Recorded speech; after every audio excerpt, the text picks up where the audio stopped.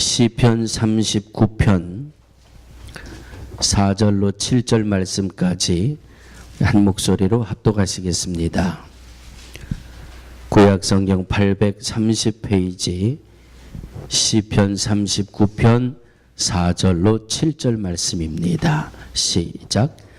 여호와여, 나의 종말과 연한의 어떠함을 알게 하사 나로 나의 연약함을 알게 하소서. 주께서 나의 날을 손넓이만큼 되게 하심에 나의 일생이 주의 앞에는 없는 것 같사오니 사람마다 그 든든히 선 때도 진실로 호사뿐이니이다. 진실로 각 사람은 그림자같이 다니고 헛된 일에 분유하며 재물을 쌓으나 누가 취할는지 알지 못하나이다. 주여, 내가 무엇을 바라리요? 나의 소망은 주께 있나이다. 이 말씀은 살아계신 하나님의 말씀입니다. 아멘. 오늘 예배당에 들어오면서 우리 변 목사님이 저를 보고 뭐라 그랬는 줄 아세요? 예? 변 목사님이 저를 보더니 이발을 해서 얼마나 핸섬하고 잘생겼는지 뒤에 거는 제가 붙인 거고 나 이발 잘했다고 칭찬해 주시는데 따라해 주시기 바랍니다. 나는 칭찬받기 위해 이 땅에 온 것이 아니라 칭찬을 하기 위해 이 땅에 왔습니다. 다 착각들 하시는 것 같아요. 나는 죽었다 깨나도 칭찬만 받을 사람인 줄로 착각하는 줄 아시는데 한 번 더 따라 할까요? 내가 먼저 남을 칭찬하지 않으면 죽을 때까지 칭찬 한번 못 듣는다. 그렇다고 생각하시는 분만 이건 성경이 아니니까 아멘 하지 말고 고개를 끄덕끄덕거리세요.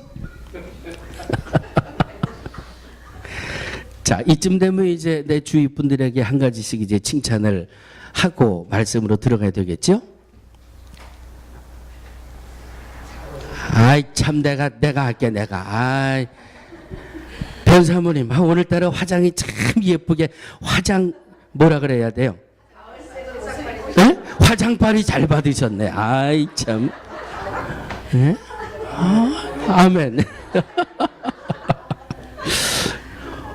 좀 무시무시하게 인상 좀 쓰지 마시고 좀 예배당에 들어올 때 아버지 집에 왔으면 좀 다 기뻐야지. 네? 좀 세상에서 얼마나 한 주간 동안 시달리고 피곤하게 사셨어요. 주님 앞에 나왔을 때 서로 좀 위로하고 서로 칭찬해주고 서로 격려해주고 얼마나 좋아요. 아멘. 내가 굳이 끝까지 내가 이발을 예쁘게 했다고 나를 알아봐 달라고 그러는 게 아니고 그렇지요. 내가 이 맛에 산다니까. 자, 예? 점심이요? 내가 2그릇 드릴게요. 아멘.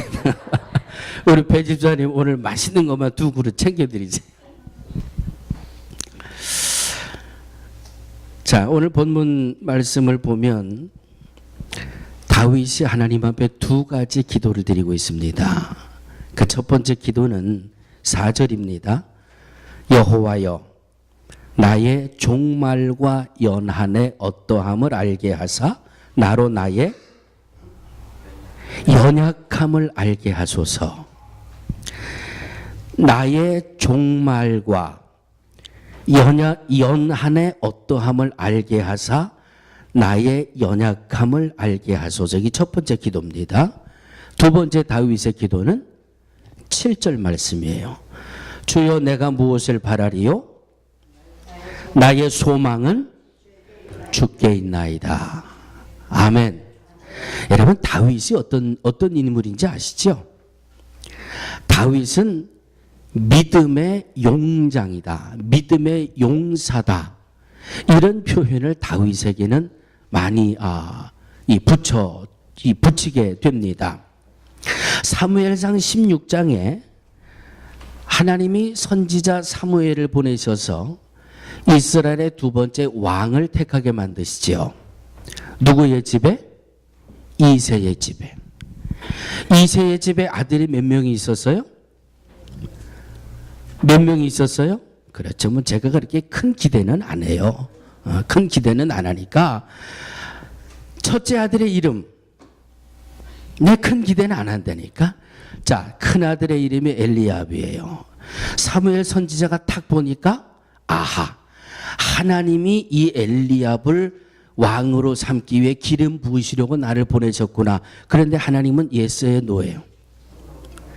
사람은 외모를 보거니와 나 여호와는 중심을 보느니라. 사무엘상 16장 가니까 이스라엘의 두 번째 왕을 택할 때에 중심을 보시는 하나님 앞에 합격점을 받은 사람이 다윗이에요. 사무엘상 17장으로 넘어갑니다. 17장에 블레셋과의 전투가 나와요. 블레셋 진영의 장수의 이름이, 여긴 내가 기대를 많이 했는데, 블레셋 진영의 장수의 이름이 골리앗이에요. 사울 왕과 이스라엘의 병사들은 이 골리앗이 뻥뻥 소리 지르는데 무서워서 벌벌벌벌 떨고 있는데, 이 다윗이 돌멩이 몇 개 들고 저 용사와 싸우겠다고 뛰쳐나갈 정도로 겁이 없는 믿음의 인물이 다윗이었어요. 기억나십니까? 세상에 태어나자 처음 들어보는 것 같은 표정을 하시는 분들 몇 분은 내가 봐드리는데, 그 나머지 분들은 이거 세상에 태어나서 처음 들으시는 말씀 아니잖아요. 응? 그 왕도 무서워 떠는 그 골리앗 앞에 그냥 하나님이 나와 함께 하시는데 내가 뭐가 무섭겠냐? 그냥 믿음의 담대함을 붙들고 그냥 겁도 없이 뛰쳐나간 인물이 사무엘상 17장에서 보여지는 이 다윗의 모습이에요. 부흥 건너뛰어가지고 사무엘 하로 넘어가 볼까요? 세상에서 아무도 다윗이 범한 죄를 모르는 줄 알았어요. 다윗은 완전 범죄를 꾀해가지고 세상에는 아무도 자기가 지은 죄를 모르는 줄 알았어요. 그런데 누가 왔어요? 나단 선지자가 왔어요. 나단 선지자가 가만히 하는 말을 듣다 보니까 자기에게 하는 말이거든요. 하나님, 나는 내가 범한 죄를 아무도 모르는 줄 알았습니다. 하나님이 아시는군요. 주여, 제가 죄를 지었습니다. 솔직하게 자기 죄를 인정하고 하나님 앞에 회개할 수 있는 이 믿음의 용감함이 사무엘하 12장에 보여지잖아요. 얼마나 다윗이 대단한 인물이에요. 정말 믿음으로 세상에 그 무엇도 겁이 없이 두려움이 없이 그냥 담대하고 말이죠. 하나님 앞에 인정할 때는 그냥 팍 바닥에 고꾸라지고 엎드려서 하나님, 나 죄인이었습니다. 하나님, 나 죄졌습니다. 죄를 내가 회개하니 주님 용서해 주세요. 영적인 면에 육적인 면에 이렇게 담대하고 말이죠. 그래서 다윗을 가리켜서 믿음의 용사라 그러잖아요. 믿음의 용장이라고 그러잖아요. 그런데 이 다윗이 오늘 하나님 앞에 뭐라고 기도하고 있습니까? 나의 연약함을 알게 하소서. 무엇 때문에 내가 연약함을 알게 해달라고요? 나의 종말과 나의 종말이 어떠한지를 알게 하셔서 내 인생의 연약함을 알게 해주세요. 이 세상을 이렇게 믿음 가지고 그냥 용기 있고 담대하고 두려움 없이 살던 이 다윗이 하나님 앞에 무릎 탁 꿇고, 하나님, 내 인생의 종말과 내 인생의 마지막 때가 어떤지를 알게 하셔서 나로 하여금 내 연약함을 내가 알게 해주세요. 여기는 두 가지 모습이 있습니다. 한번 따라해 주시기 바랍니다. 다윗은 인생이 짧다는 것을 알았습니다. 다윗은 그의 인생이 짧다는 것을 알았어요. 오늘 말씀을 보니까 무엇으로 가려진다고요? 5절에 보니까 나의 날을 얼만큼, 하나님이 다윗의 날을 얼만큼 되게 하셨어요? 손바닥만큼 되게 하셨대요. 손 넓이만큼 되게 하시면 나의 일생이 주의 앞에는 없는 것 같사오니. 다윗이 자기 인생의 때가 얼마나 짧은지를 알았기 때문에 내 인생이 이렇게 짧으니까 하나님, 내 연약함을 알게 해주세요. 이렇게 다윗이 겸손하게 하나님 앞에 기도하고 있는 첫 번째 음성을 만나보게 됩니다. 시편 90편에 보면 사람의 인생을 몇 년으로 말씀하고 있습니까? 사람의 인생은 70이요 강건하면 80이라도 어떻게 간다? 신속히 간다 그러잖아요. 네? 사모님 말씀 맞아요. 요즘 현대 의사들은요 사람의 인생을 120년으로 계산을 하잖아요. 120년이면 어떻고 70이면 어떻고 80이면 어떻습니까? 여러분들 앞에서 내 인생이 얼마나 많이 남았을까? 내 앞날을 들여다보면 참 많은 것 같지만 싹 한번 뒤돌아보세요. 내가 지금까지 살아온 날의 뒤를 돌아다 보면 얼마나 빨리 지나왔는지 실감하시죠? 60대가 되면 세월이 몇 마일로 간다고요? 70대가 되면? 80대가 되면? 90대가 되면? 100세가 되면? 언제까지 가나 한번 올라가 볼 거예요 내가. 70이 지나고 80이 지나면요 빠르다는 것조차 잊어버리게 돼요. 어제가 오늘 같고요 오늘이 어제 같고요. 앞을 보면 참 많은 것 같고 뒤를 들여다보면 여러분 스스로 한번 여쭤보세요. 네 나이가 지금 몇이니? 스스로 한번 물어보세요. 스스로. 그러면 내 속에서 내 나이가 얼마라고 대답해 줄 겁니다. 우리 이 작은 아이가 지금 우리 학생들하고 열심히 바이블 스터디하고 있는데요. 우리 작은 녀석이 케네디 공항에 들어올 때 저희 아이들 조금 할 때 요즘도 가끔 보이는데 이 신발을 신으면은요 밟을 때마다 삑삑 소리가 나는 게 있어요. 아이고 곧 돌제비 때고 얼마나 듣기도 좋고 이쁘든지 말이죠. 근데 이때는 말이죠 그 삑삑삑삑 거리면 아이 좀 조용히 하지. 그거 신고 삑삑삑삑 거리면서 케네디 공항에 들어왔거든요. 얼마 안 된 것 같은데 이 벌써 대학원 졸업해가지고요 나가서 직장 생활해가지고 주구뽕도 가져오더라고요. 할렐루야.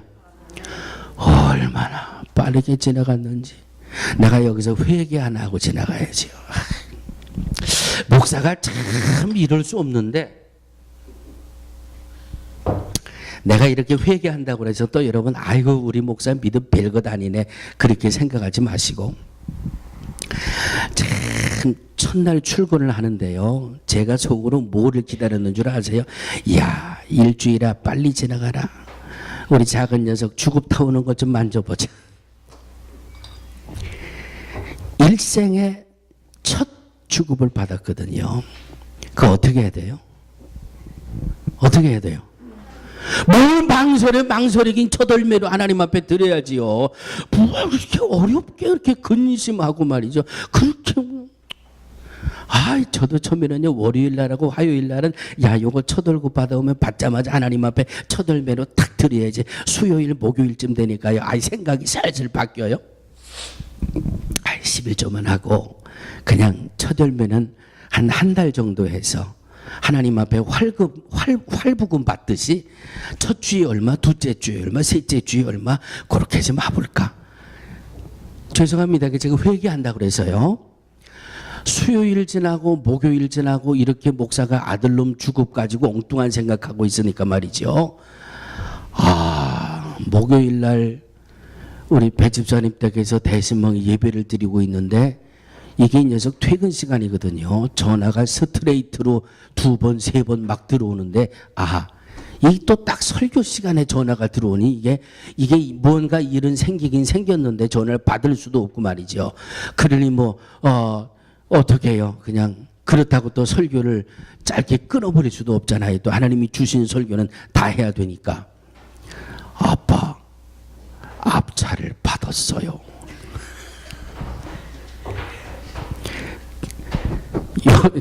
그 말을 저는 이미 설교할 때 전화 들어올 때 그때 이미 직감했어요. 제가 엉뚱한 생각하고 있으니까 하나님이 너 인마 정신 좀 차려봐. 그러고 전화가 들어오는데 제일 먼저 스치는 생각이 그거예요. 하나님 앞에 물질 가지고 딴 생각하니까 그냥 이렇게 직통으로 하나님이 알려주시는 하나님이에요. 아멘? 그냥 앞차를 들이받기는 받았대는데 멀쩡하니까 전화를 했을 거 아니에요. 멀쩡하니까. 근데 뭐 자기 차도 다 멀쩡한데 그냥 전화가 계속해서 이 두 통이 계속 들어오더래요. 그래서 이게 뭐 어디서 급한 전화가 왔나 하고 살짝 확인하면서 그냥 앞에 서 있는 차 꽁무니를 들이받았는데 이 차를 보니까 전혀 스크래치 난 흔적도 없고 그냥 아마 툭 하고 앞차를 받은 모양이에요. 그래, 난 설교할 때 전화 오는 게 제일 좋아. 하나님이 지켜주셨고 하나님이 붙드셨고 더 큰 사고를 하나님이 막아주셨는데 그 다음부터는요 딴 생각할 틈이 없어요. 아하, 내가 엉뚱한 생각하니까 하나님이 이렇게라도 나를 깨우쳐 주시는구나. 아멘 믿습니다. 아멘 믿습니다. 세월이 이렇게 빨라요. 빠르게 지나가요. 다윗이 믿음의 그 담대함을 가지고 살지만 세월이 얼마나 빨리 지나가는 것을 알기 때문에 앞으로 남은 날도 얼마나 빨리 지나가는 것을 알기 때문에 깨달았기 때문에 하나님 나의 연약함을 알게 해주세요 하고 기도하고 있어요. 셰익스피어는요 인생은 걸어가는 그림자라고 그랬어요. 인생은 초라한 배우로 의시되면서 무대 위에 나타나지만은 그 후에는 소식도 없이 사라지는 배우와 같다. 아주 초라한 모습, 의시되면서 무대에 등장을 하지만 사라질 때는요 흔적도 없이 표시도 없이 사라지는 것이 인생이다. 빌리 그레이엄 목사님은 우리들의 이 일생을 그 목사님 나름대로 분류를 해 주었는데 사람이 세상에 태어나서 부모님 밑에 있는 시간이 약 15년이라고 15년쯤 된답니다. 그리고 20년을 잠으로 소위를 한대요. 잠을 자고 뒤척거리고 잠을 자기 위해서 물론 우리 식구들은 잠을 자기 전에 성경을 보겠지만 다른 식구들은 잠을 자기 전에 비디오를 본다 그러더라고요. 뭐 그러면서 보내는 시간이 20년이 된다 그러고 5년은 나이가 많이 들어서 내 마음대로 인생을 컨트롤하지 못하는 시간이 한 5년이 된다고 하고 15년은 먹고 쉬는데 15년을 쓴다고 합니다. 컴퓨터하고 텔레비 보는데 7년에서 8년을 빼앗겨 버리고요. 이렇게 시간을 따지고 보니까 인생이 정말 인생답게 살 수 있는 세월은 불과 5년 정도밖에 안 남더라. 그런 말씀이에요. 믿거나 말거나.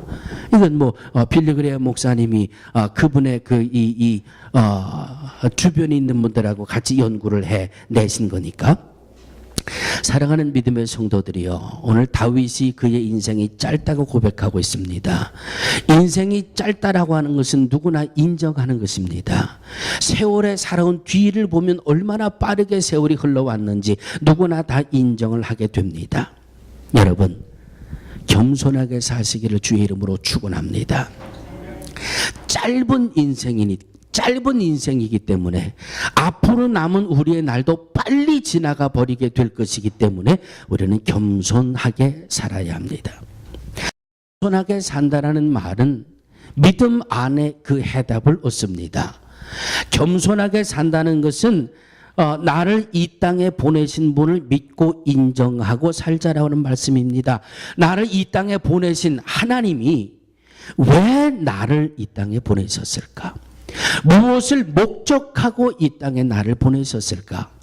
여러분, 지금까지 살아오시면서 이런 궁금증을 가져본 적 없으십니까? 하나님이 왜 나를 이 땅에 보내셨을까? 과연 하나님이 무엇을 목적하시고 나를 이 땅에 보내셨을까? 모든 질문의 대답은 성경에 있다. 지금부터 하나님이 왜 여러분들을 이 땅에 보내셨는지 그 대답을 알려드리겠습니다.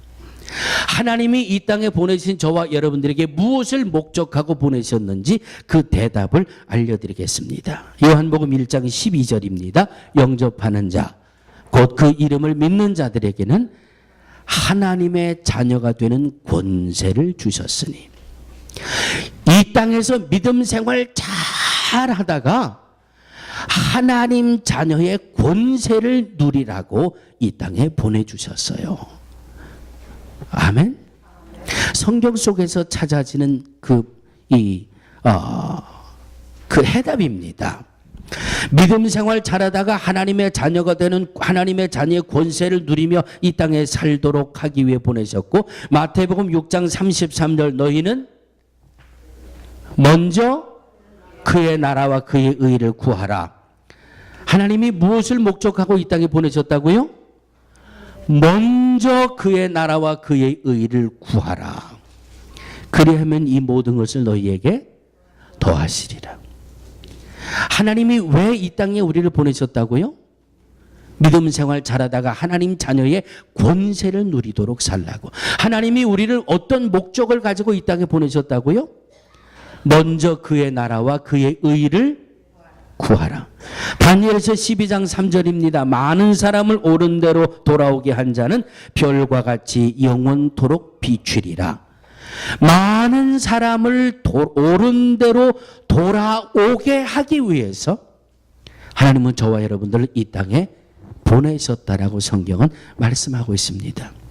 다윗이 하나님 나의 인생이 짧습니다. 이 짧은 인생 겸손하게 살 수 있도록 하나님 나의 연약함을 도와주옵소서. 그 고백 속에는 믿음 생활을 통해서 하나님 자녀의 권세를 누리며 살아가는 것과 하나님의 나라와 하나님의 의를 이루기 위한 목적으로 우리를 보내셨음과 많은 사람을 옳은 대로 돌아오게 하기 위해서 하나님이 저와 여러분들을 이 땅에 보내셨다라고 하는 목적을 분명히 찾아낼 수 있습니다.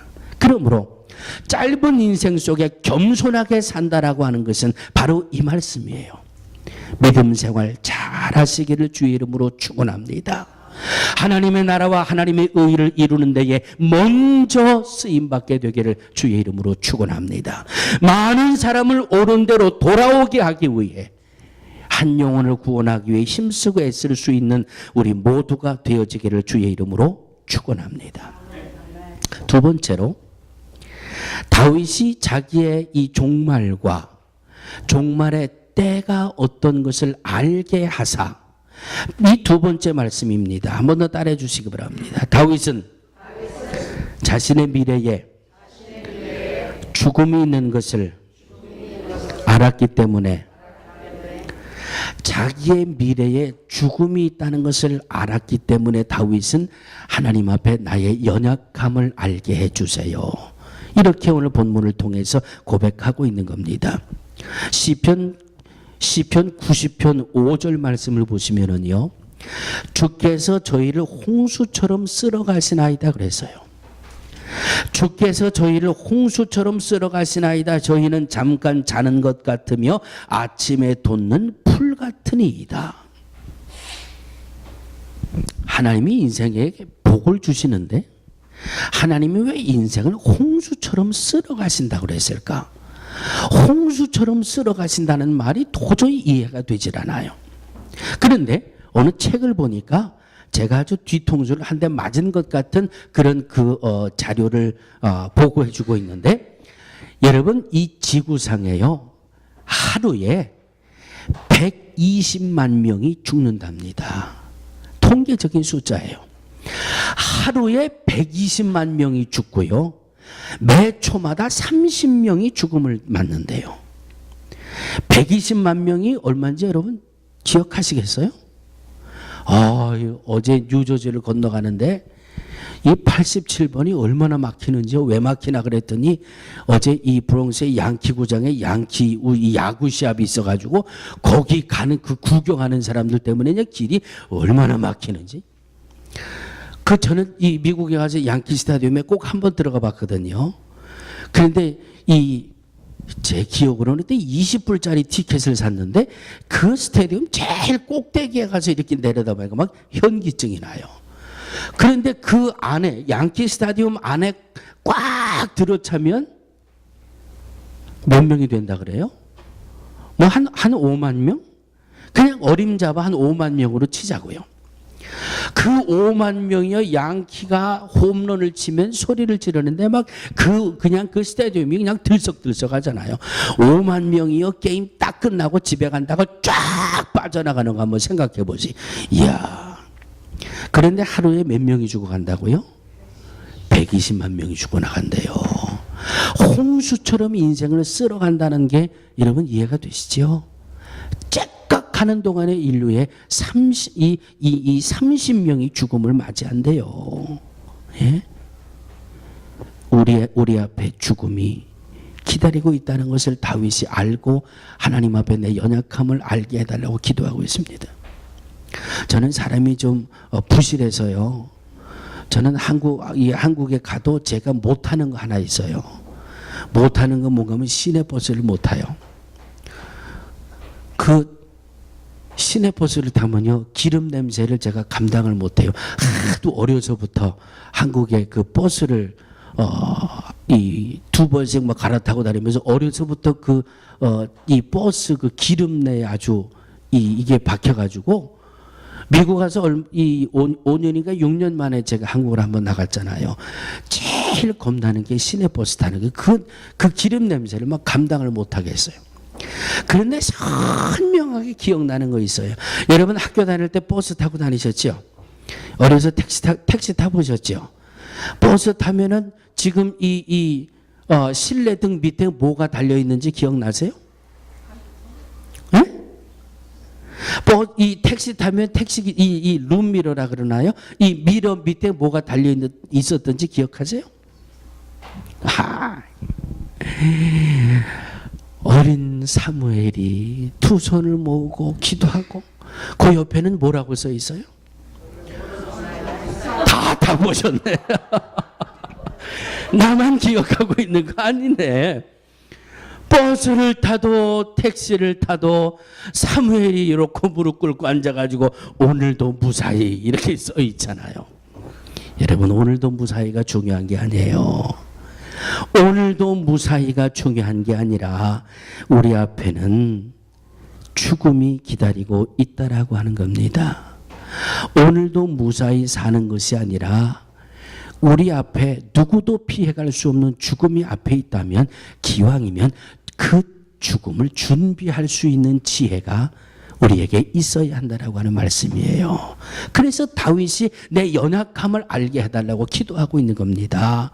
내 앞에도 죽음이 있으니까 이 때를 예비하고 준비할 수 있도록 하나님 나로 하여금 연약함을 알게 해주세요. 언젠가 신문에 났던 기사지요. 생명보험을 들려고 생명보험 사무실에 찾아갔어요.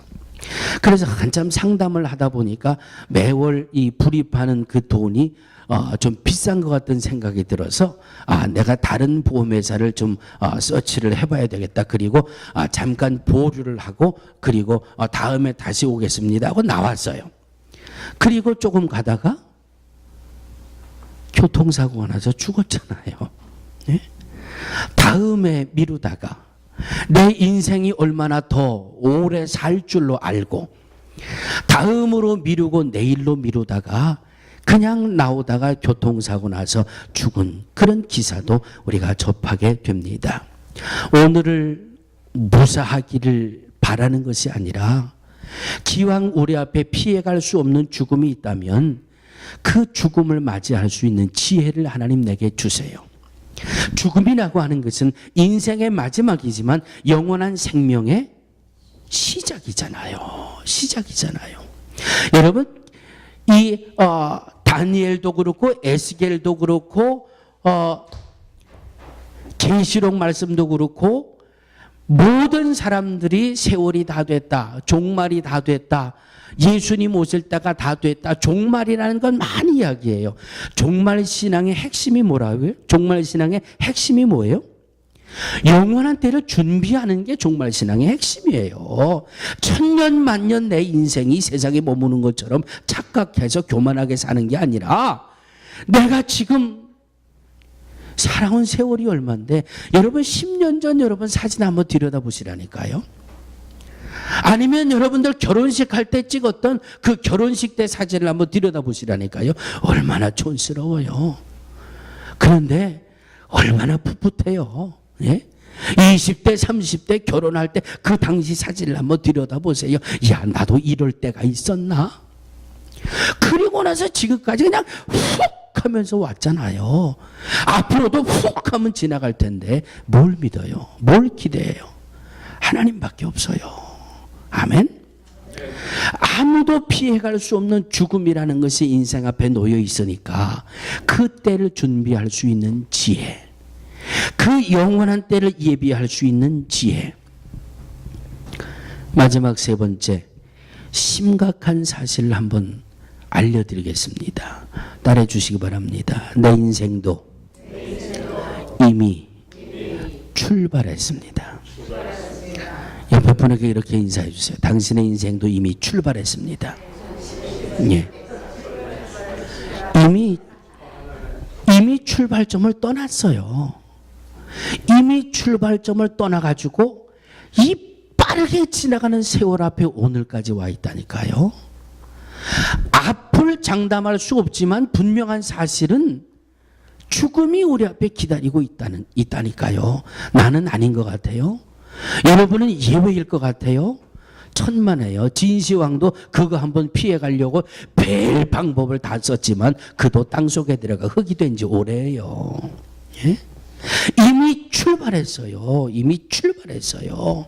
앞으로 얼마나 남았는지 알 수 없지만 이 남은 인생 여러분 기왕이면 강하게 사시기를 주의 이름으로 축원합니다.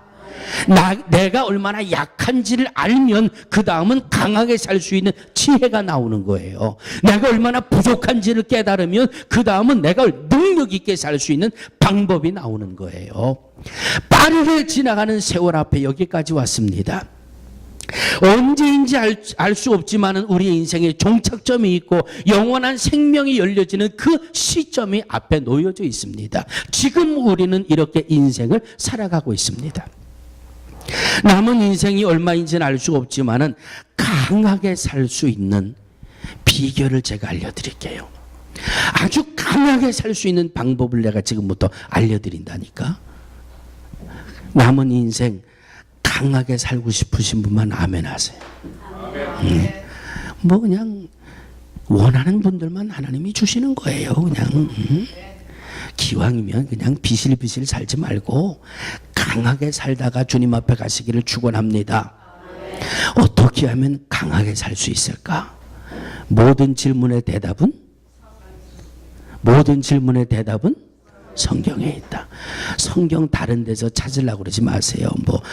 미국에 산삼 많다는데 산삼 캐 먹으면 강하게 살 수 있을까? 그런 거 하지 말고 기왕 한번 왔다 가는 인생, 짧은 인생, 훅 지나가는 인생, 남은 인생이 얼마인지 알 수 없지만 기왕이면 강하게 살려면 이사야 40장을 펼치시기 바랍니다. 이사야 40장을 빨리 한번 펼쳐보세요. 이 말씀 한번 읽고 오늘 말씀 마무리하겠습니다. 이사야 40장 구약성경 1015페이지입니다. 이사야 40장 28절입니다. 시작. 너는 알지 못하였느냐 듣지 못하였느냐 영원하신 하나님 여호와 땅끝까지 창조하신 자는 피곤치 아니하시며 곤비치 아니하시며 명철이 한이 없으시며 피곤한 자에게는 능력을 주시며 무능한 자에게는 힘을 더하시나니 31절 시작. 오직 여호와를 앙망하는 자는 새 힘을 얻으리니 독수리의 날개 치며 올라감 같을 것이요 다른 박질하여도 곤비치 아니하겠고 걸어가도 피곤치 아니하리로다. 아멘. 100점짜리 대답이죠. 네? 100점짜리 대답이 여기 있잖아요. 인생을 강하게 살려면 오직 여호와를 앙망하라. 오직 여호와를 앙망하라. 하나님만 바라보고 하나님만 의지하고 하나님만 경외하고 오직 여호와를 앙망하는 자는 새 힘을 얻으리니. 할렐루야. 벌써 5년이 후딱 지나가 버렸습니다. 여러분 생생하게 기억하시죠? 분당에 있는 샘물교회에서 아프가니스탄에 선교팀을 보냈잖아요. 그 선교팀들이 탈레반에 완전히 포로가 돼가지고 이 샘물교회의 선교팀의 리더였던 배형규 목사님 죽었잖아요. 어떻게 죽었는지는 말씀 안 드려도 아시죠? 너무 잔인하니까. 그 탈레반들이 어떻게 자료를 입수했는지 이 배형규 목사님을 부르더래잖아요. 그런데 당신의 이름이 불리움 받을 때 이 배용규 목사는 나는 이제 죽었구나 직감을 했는지 거기 남겨져 있던 선교팀들에게 한마디 말을 남겼답니다. 믿음으로 승리하세요.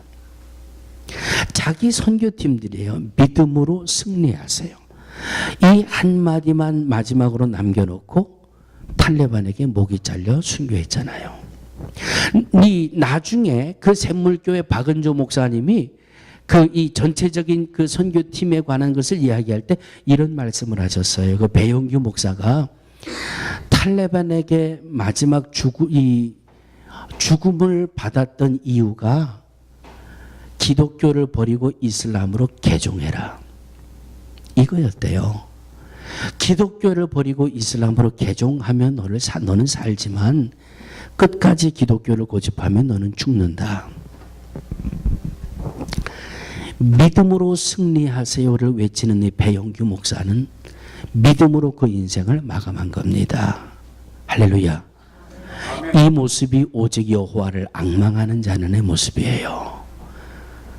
오직 여호와를 앙망하는 자는 새 힘을 얻으리니. 사랑하는 성도들이여, 우리의 남아있는 삶이 어느 정도인지는 아무도 장담할 수 없습니다. 바라기는 여호와를 앙망하는 믿음으로 우리의 남은 삶을 강하게 승리해 나가는 우리 모두가 되어지기를 주의 이름으로 축원합니다. 하나님 감사합니다. 말씀을 통해서 우리의 삶을 점검할 수 있도록 우리의 인생을 말씀의 거울에 비추어 볼 수 있도록 귀한 은혜 주시니 하나님 감사합니다. 정말 나의 남은 생애를 오직 여호와를 앙망하는 믿음으로 승리해 나갈 수 있는 우리 모두가 되게 하여 주시옵소서. 돌아오는 주일은 하나님 추석입니다. 우리 조국에 있는 모든 동포들이 조상 신을 섬기며 귀신들에게 하나님 영적인 간음을 하는 날입니다. 주님, 사랑하는 하나님의 자녀들에게 더욱더 근신하게 하시고 더욱더 정신을 차려 깨어있게 하셔서 하나님 우상을 섬기거나 귀신을 섬기는 것이 아니라 여호와를 앙망할 수 있는 우리 조국이 될 수 있도록 하나님 역사하여 주시옵소서. 이 믿음으로 우리의 남은 삶을 승리해 나가는 하나님의 자녀들의 복된 삶들이 되게 하여 주시옵소서. 예수님의 이름으로 간절히 기도하옵나이다. 아멘. 아멘.